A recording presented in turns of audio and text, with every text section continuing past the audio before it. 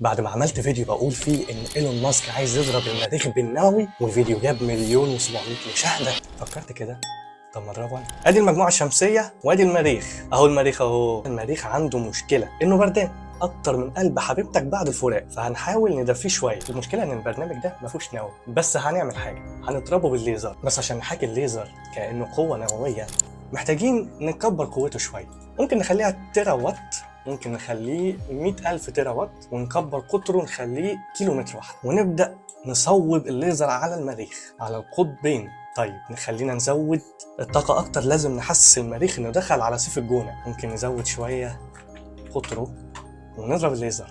هوب. إيه ده؟ إيلون، إحنا فرقعنا المريخ. يا نهار أبيض، الأرض سخنت والجليد ساح. بس هل ده كفاية؟ نظريا لازم ثاني أكسيد الكربون اللي في الجليد يخرج فيحبس الحرارة زي البطاطين في الشتاء. بس هل ده اللي بيحصل دلوقتي؟ تعال نسرع الوقت ونشوف هيحصل ايه. دلوقتي المريخ تقريبا طفيناه، احنا ولعنا فيه. درجة حرارة المريخ بردت. يعني النووي لوحده مش كفاية، نجرب حاجة تاني.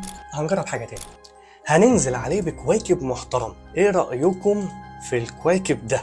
الكويكب يعني ابتدى يخلي المريخ يتغير فيه حاجة. انا ابتديت اشوف جليد بيبتدي يظهر. احنا عايزين نسخن الكوكب مش نبرده. نضرب عليه واحد كمان. اوه اخيرا كوكب نصه ابتدى يسخن. درجة حرارة الكوكب ابتدت تعلى. الله عليك يا ماسك، لو كان عندك كويكبات جاهزة كنت ضربت المريخ من زمان. حاسه بيبرد تاني.